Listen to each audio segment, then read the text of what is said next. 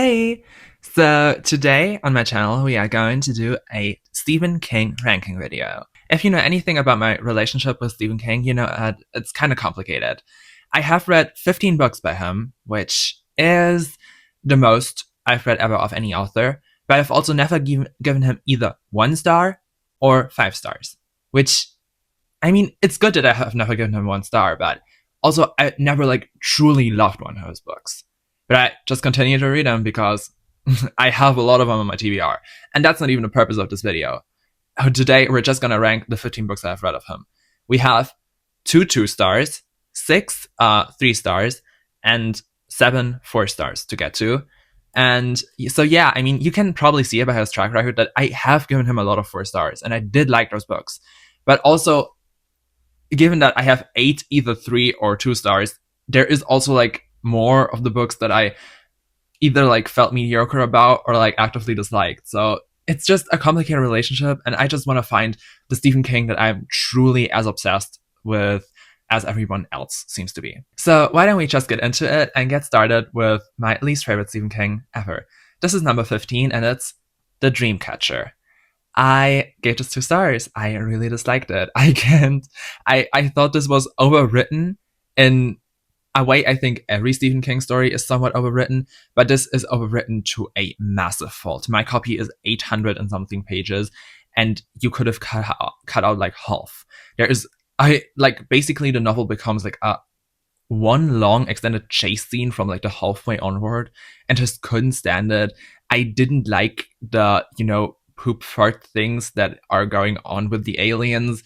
That just didn't appeal to me. It felt so cringy, and I saw a lot of praise for how this book writes its male characters, but actually I think Stephen King, I don't like Stephen King characters in general, and obviously I have never interacted with any man or boy or whatever in this way because I am not like them, but I just thought it was incredibly cringy, and it wouldn't come to my mind as authentic, even though many people think of it that way, and I just didn't like that. Yeah, it's my least favorite Stephen King, and I definitely get why this is so divisive. Number 14, my second least favorite Stephen King, and the other book that I gave 2 stars is Desperation.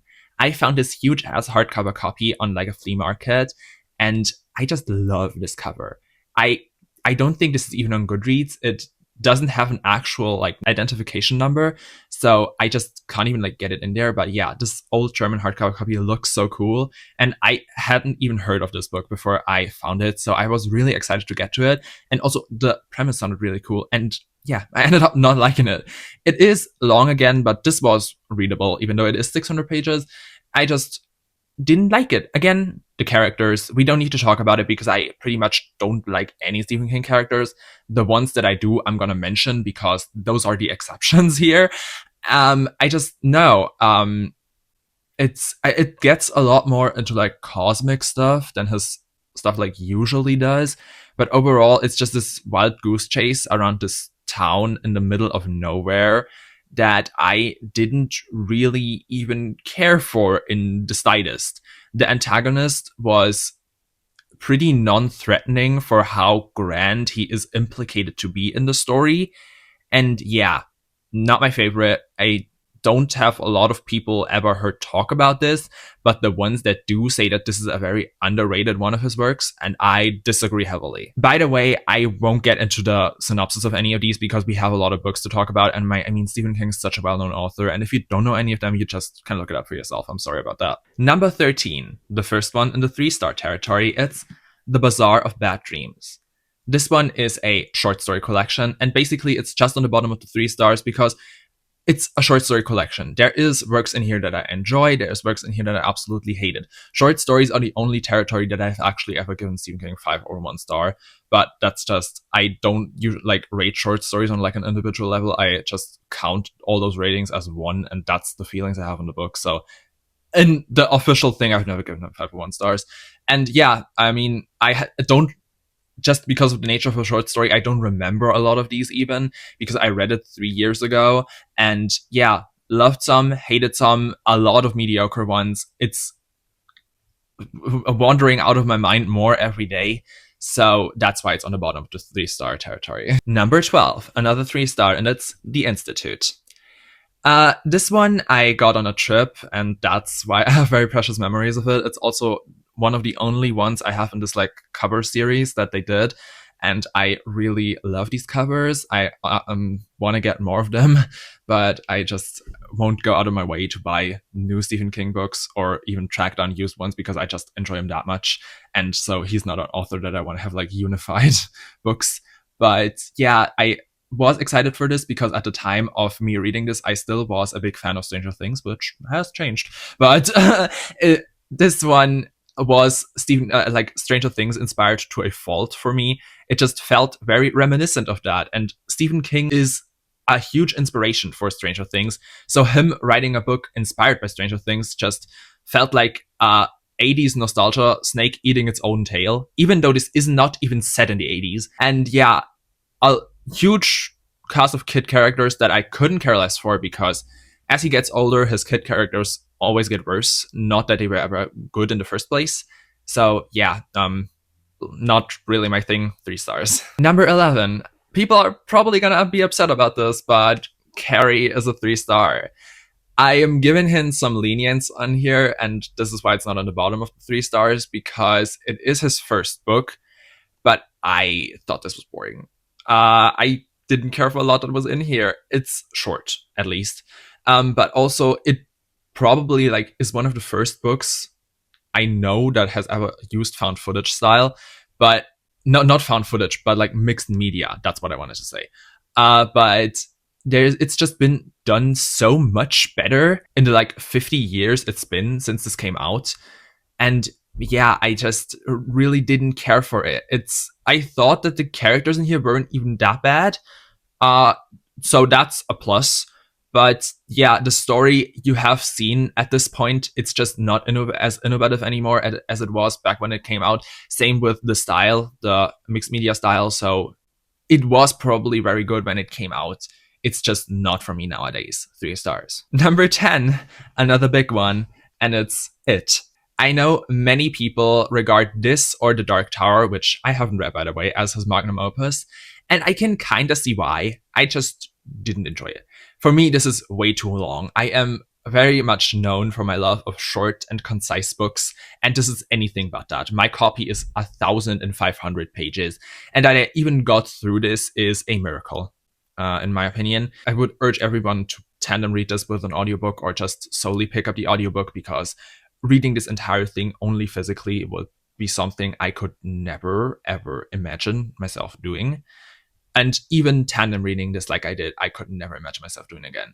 But yeah, huge story, spans literally, gonna know about every facet of this town, which there are these like intermission chapters that let you know about the history of Derry. And I've seen a lot of hate for those, but those were actually the things I enjoyed most about the story. I just didn't care that much about the actual story, to be fair.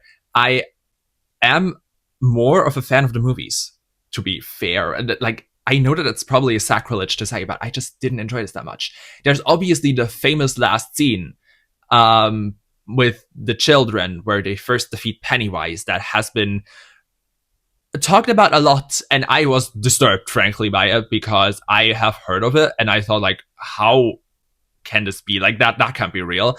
And then I just encountered it and I don't like it, to be fair.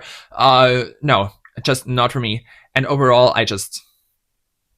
I'm so indifferent towards this. Like, this is 1,500 pages wasted on a story that means literally nothing to me. And that's sad. But also, yeah, pretty mediocre, in my opinion. I think we're on number 9 now. I will correct that in post if I misspoke, but this is Misery. Another one people very much like, but I don't. And no, that's too much to say. I feel very mediocre towards this book. I thought it dragged a little. I thought that Annie Wilkes, while she gives a amazing performance in the movie, was more terrifying in this book, actually. She is way more vicious. Like, there's stuff that didn't happen in the film in here, and Paul gets roughed up.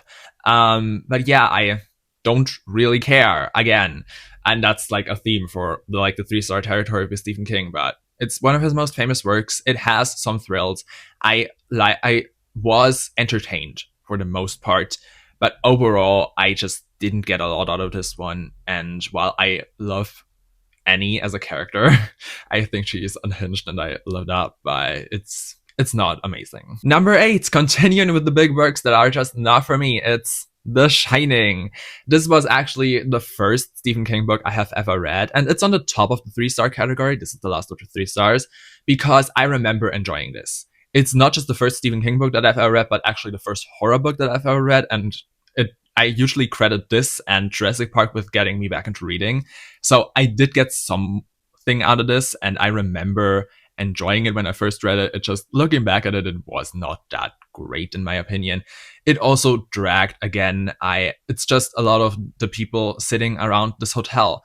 But I also remember that there are some truly like terrifying scenes in here, and it's not great, but I kind of get the hype. But we will get to another book, which may or may not actually be my favorite Stephen King book that I think is a lot better than this. And so, yeah, this will remain a 3-star. With number 7, we will get into the 4-star territory. And Rage is on the bottom of the 4-star territory for me, because I think my feelings on this book have changed. I don't change my ratings in post, like once, even if my feelings change towards it, unless I reread it, but I gave this 4 stars at the time, and I just don't think I would do this again. I read this back in a time when I was a very different person. 9th grade me was horrible, to say the least, and very mentally fragile. And I just can't stand the subject matter of this book nowadays. And I don't think it handled it the best. And while I gave it 4 stars at the time, I put it here at the bottom because I think I would very much dislike it today. I think this is number 6, but we have Full Dark, No Stars, which is the only other short story collection by Stephen King that I've read. Actually, this is less short stories and more like short novellas, but it's also like towards the bottom of the 4 stars because I enjoyed some and I did not enjoy others. So while there are some good ones in here, there are also some mediocre and bad ones, and that's why I just don't like it as much as the other ones. Number 5, this is The Girl Who Loved Tom Gordon. I am surprised at how much I enjoyed this, but also this was one I had hyped up in my head for me like for a long time. I really like the premise, and yeah, it's just a girl getting lost in the woods, and while you think that would become repetitive after a time, I did really enjoy this. There is some ambiguity to the antagonist, and you can speculate about that, if she just like made it up maybe, but I liked it. It's not like his most amazing work, and it is a little repetitive in my opinion, but I enjoyed this. 4 stars. Number 4 is Under the Dome, and this one is chunky. Like, this is also like over 1,000 pages, my copy, and I'm surprised at how much I like this, because I definitely have criticisms towards the characters, because you follow a huge array of them. Like, basically you get probably like perspectives of like half of the town, but they are incredibly cliche. That was probably necessary to even make them somewhat distinctive, because just of how much people you actually follow. But I just really liked seeing this town go to absolute shit. It gets worse every time, and while I have my problems with the conclusion, I mean, Stephen King doesn't write bad endings, famously. The explanation for the dome was not something I really cared for. I enjoyed this overall, and it's a very messy, very long time, but one that I did like. Number 3 is The Outsider. This is also a 4 star, and one I really enjoyed, especially because I really didn't know going into this that it is more of a crime story. Like, there is so much of a thriller aspect to this one that I originally didn't even know. Like, I saw this compared a lot to the antagonist of the story, which I'm not gonna like totally spoil, but if you haven't read this and you don't want to know about the antagonist, maybe skip forward a little bit to like the next section of like the next book I'm talking about. But I saw the antagonist being compared to Pennywise from It, in what he actually like is. And so I expected a lot of like a story similar to it from this book, which it totally isn't. This is a crime thriller for the most part, which just like this slight supernatural edge at the end where like Holly investigates it and then finds out what actually is behind all this. And I'm I'm surprised at how much I enjoyed this, especially in a time where I didn't enjoy thrillers anymore. And yeah, so for that, I was very surprised. I got through this very quickly for how incredibly long it is, even without an audiobook. So yeah, as a huge surprise and one that I enjoyed very much. Number 2, my second favorite Stephen King book of all time, and another 4-star, is The Mist. I loved the movie when I watched it, and then I remembered, oh my god, I actually have the book, so I read it too. And yeah, it's just really cool. I really love cosmic horror, and Stephen King just is not as far entrenched in the cosmic horror thing as to make it as like really complicated. And that's what I actually like about this, because there is no explanation, but there's also like not some huge ass complicated lore behind all this. I do actually like the ending of this book, which many people prefer the one in the movie. I don't. I like this one. I don't know if it's bleaker. The one in the movie is very bleak. I think the movie is the worst ending for the characters, but I think in like the grand implications for the world, this is the worst outlook, and I like that. And yeah, also like the dynamics in the supermarket are crazy. This like religious lady is horrible, but I just can see it very much happening actually. And yeah, I really enjoyed this one. And I am actually going to reread this, which I never reread books, but I have a copy of the anthology that I forget the name of, which this was originally a part of. And when I read that, I will reread this one as well. So yeah, I am looking forward to that. So what is my favorite Stephen King book? Well, I'll tell you. It's Dr. Sleep. I was so surprised at this. Again, I got through this like very quickly for how long it is. And it's a sequel to The Shining, which I felt really mediocre about The Shining, but I really like this one. I actually really like to see grown up, how's his name? Danny. I really liked seeing grown up Danny. I thought he was a very sympathetic character. I thought that the girl, I totally forgot her name and I won't bother to look it up, was horribly written. But that's just a feature with Stephen King and kid characters, especially as he gets older. But yeah, I loved Rose the Hat. I also really enjoyed the movie of this and how it ties to the original Shining movie in the way that this ties to the original book. Like, I thought that the split between those was really crazy. I like amazing, just amazing all around. And like, yeah, 4 stars. Again, it's long and there's aspects like the girl character that I don't enjoy, but this is the best work from Stephen King that I have read. Again, I haven't read everything. This man has like 300 novels or something, and I have a lot of them on my TBR, but I'm not gonna get through all of those like fast because I don't want to read everything from one author. And yeah, my favorite one. Anyway, what did you think about this? How many books by Stephen King have you read? What do you think like generally of him? Again, he's kind of a mediocre author in my opinion. Like, I'm sorry, but like, I know you're prolific, but I just don't love you to the way that other people do. And yeah, what did you think of this? Do you have like any recommendations for Stephen King books I haven't read? I know that everyone loves Pet Sematary, and that is on my TBR, but I actually DNF'd that one, so that probably doesn't bode well. But yeah, if you have any recommendations from him, please tell me in the comments. If you have anything else to say in the comments, please tell me. I always love to hear from you, and I hope to see you in another video. Bye!